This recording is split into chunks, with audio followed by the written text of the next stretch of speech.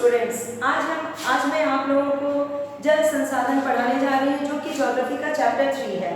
इस चैप्टर में हम देखेंगे कि किस तरह से जल जो कि प्रकृति से हमें सहज ही उपलब्ध हुआ है, किस तरह से वो एक संसाधन के रूप में हमारे काम में आता है। हम जानते हैं कि पूरे ग्रहों में, पूरे सौर मंडल में पृथ्वी ही एक ऐसा ग्रह है जहाँ जीवन संभव हो पाया है। बाकी अन्य ग्रहों पर जीवन संभव नहीं है। इसका एकमात्र कारण यही है कि पृथ्वी पर जल उपलब्ध है और जल के कारण ही यहाँ जीवन संभव हो पाया है।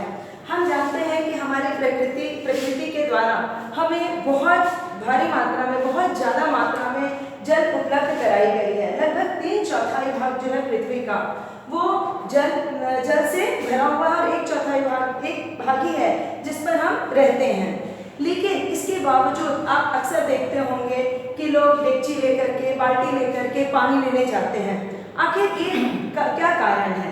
इसका सबसे बड़ा कारण यही है कि जो जल हमारे पास उपलब्ध है उसका अधिकांश भाग हम अपने यूज में नहीं ला सकते हैं।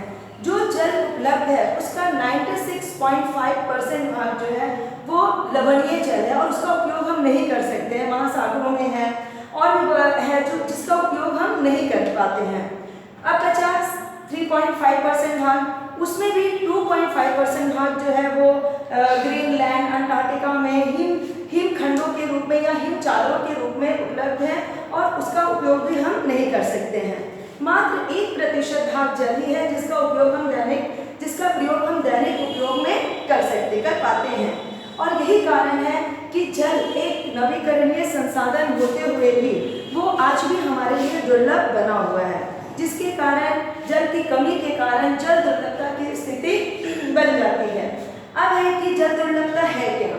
जल दुर्लभता वो स्थिति है जिसमें हम अपने प्रयोग के लिए पर्याप्त मात्रा में जल उपलब्ध नहीं करा पाते हैं।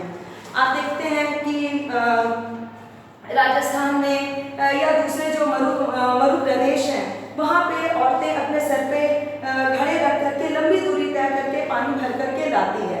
जब पानी इतना उपलब्ध है तो फिर आखिर ये जल दुर्लभता क्यों उत्पन्न होती है?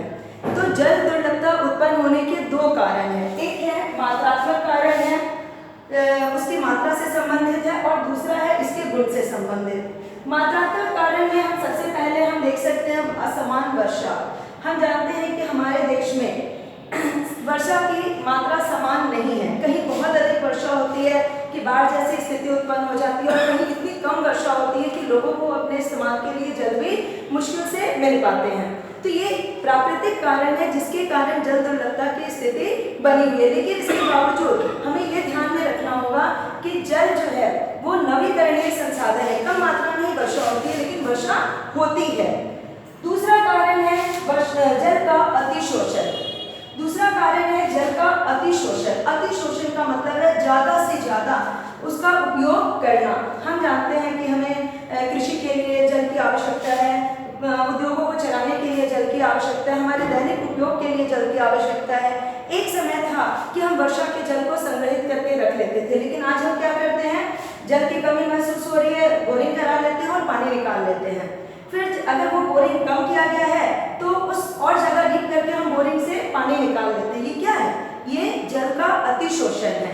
जितना जल उपलब्ध नहीं है उससे ज़्यादा हम उसका उपयोग कर रहे हैं, तो ये जल का अतिशोषण है जिसके कारण भी जल की मात्रा में कमी हो रही है। तीसरा कारण है जल का अति प्रयोग करना। हम 1 लोटा पानी की ज़रूरत है तो हम 1 बाल्टी पानी गिरा देते हैं, मोटर स्विच दबा देते हैं, मोटर से पानी आ जाता है, भरने की ज़रूरत नहीं है। तो जितना सहज से वो उपलब्ध हो रहा है उतना ही सहजता से हम उसको गिरा देते हैं। दूसरी चीज़ है कि बहुत सारे उद्योग ऐसे हैं जहाँ जल की मात्रा जल जो है वो बहुत अधिक मात्रा में उपयोग किया जाता है। जैसे चमड़ा उद्योग के लिए बहुत अधिक मात्रा में जल की आवश्यकता होती है। तो ऐसे उद्योगों में भी बेतहाशा जल का प्रयोग किया जा रहा है जिससे कि जल की मात्रा में दिनों दिन कमी हो रही है। खास करके भूमिगत जल जो है, जो भूमि के नीचे से निकलने वाला जल है, उसकी मात्रा में दिनों दिन कमी होती जा रही है। इसका जल दुर्लभता का दूसरा कारण है इसका गुणात्मक कारण, यानी इसके गुणों में कमी। ठीक है, लगातार जल के गुण में कमी आती जा रही है। इसके भी कुछ कारण हैं। पहला कारण है अपशिष्टों का निपटान करना। हम जानते हैं कि उद्योगों से कुछ न कुछ अपशिष्ट निकलते हैं।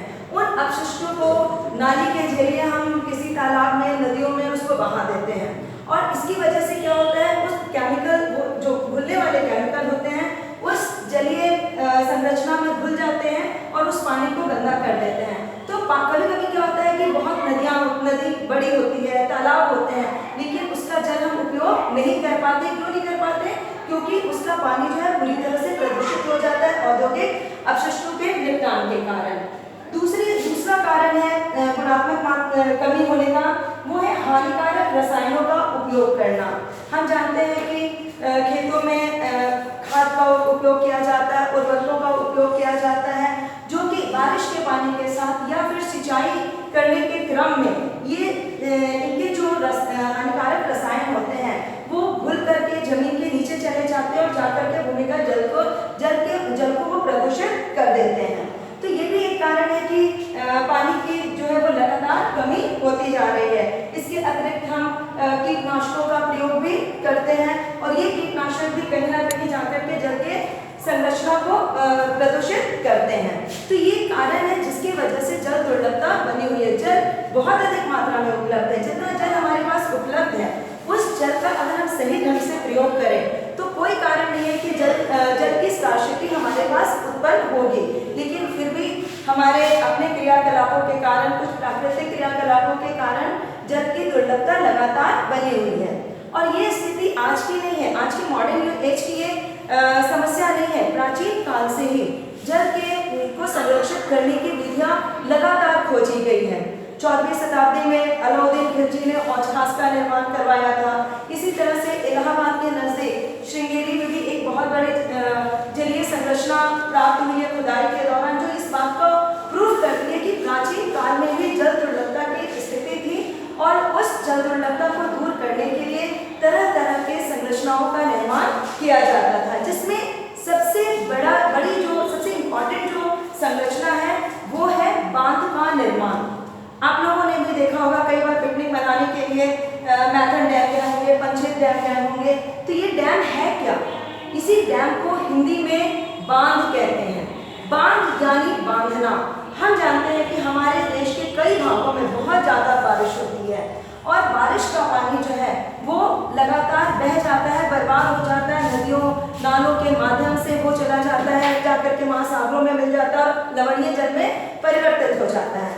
तो ऐसी स्थिति में अगर हम उस बारिश के पानी को बांध बना करके अगर हम रख लेते हैं तो उससे हम अपने बहुत सारी आवश्यकता की पूर्ति कर सकते हैं। तो बांध का मतलब है एक ऐसी संरचना जिसमें हम बहते हुए पानी को रोक करके अपने यूज के लायक उसको स्टोर करके रखते हैं।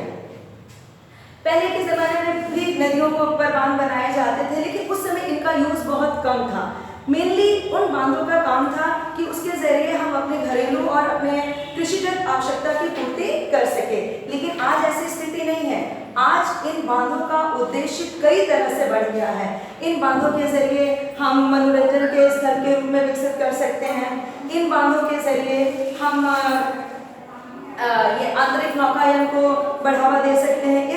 इन बांधों के जरिए हम ये जलीय जीव जंतुओं को संरक्षित करके रख सकते हैं। यानी एक साथ हम कई उद्देश्यों की पूर्ति कर सकते हैं, और यही कारण है कि आज के मॉडर्न युग में इन बांधों के निर्माण को बहुउद्देशीय परियोजना कहा जाता है।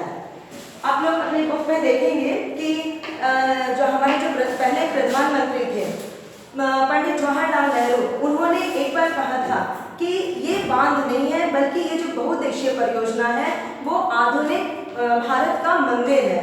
आखिर उनके कहने का ऐसा उद्देश्य क्या था, क्यों था, उन्होंने ऐसा क्यों कहा था? वो सिर्फ इसलिए क्योंकि वो जानते थे कि इन बहुउद्देशीय परियोजनाओं के माध्यम से हम अपने आर्थिक विकास को आगे बढ़ा सकते हैं। जो पानी स्टोर करके हम बांध में रखे हैं उससे हम बिजली तैयार कर सकते हैं, और बिजली से हम बहुत हद तक अपनी ऊर्जा संबंधी आवश्यकता की पूर्ति कर सकते हैं। तो इसलिए बांध के जरिए हम जल दुर्लभता पर बहुत हद तक काबू पा सकते हैं। लेकिन ऐसा नहीं है कि बांध के जरिए हम केवल या बहुउद्देशीय परियोजनाओं से हमें केवल लाभ ही होता है। आज आप देख लो कि नर्मदा बचाओ आंदोलन चल रहा है, टिहरी बांध परियोजना का लगातार विरोध किया जा रहा है। क्यों किया जा रहा है? क्योंकि बहुउद्देशीय परियोजनाओं से जहां एक तरफ लाभ है, दूसरी तरफ इससे हानि भी बहुत ज़्यादा है। सबसे पहली हानि तो ये है कि नदियों के प्राकृतिक बहाव को ये अवरुद्ध कर देता है। जब नदियां अपने स्वाभाविक रूप से बहते हुए आती है तो बांध बना के हम उसके बहाव को रोक देते हैं। दूसरा हानि ये है कि ये जलीय जीवों के प्रजनन क्षमता को भी प्रभावित करता है। एक्चुअली जो जलीय जीवों का जो प्रजनन होता है वो दो नदियों के संगम पर होता है और नदियों ये बांध बनने की वजह से ये परिस्थिति उत्पन्न नहीं हो पाती है, जिससे उनकी प्रजनन क्षमता जो है वो प्रभावित होती है।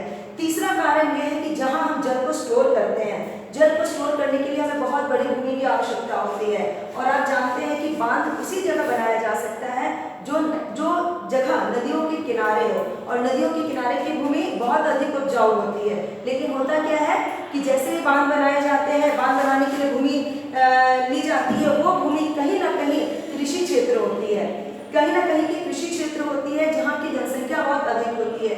ऐसी स्थिति में क्या होता है कि वो भूमि जलमग्न हो जाती है, वहाँ से लोगों को विस्थापित होना पड़ता है, अपना घर द्वार जमीन जायदाद सब छोड़ करके वहाँ से उनको हटना पड़ता है। तो ये एक बहुत बड़ा नुकसान है जिसकी वजह से आज लगातार लोग जो है बांध निर्माण या बहुउद्देशीय परियोजनाओं के निर्माण का विरोध कर रहे हैं। आज बस इतना ही, इसके आगे हम लोग अगले क्लास में पढ़ेंगे। धन्यवाद।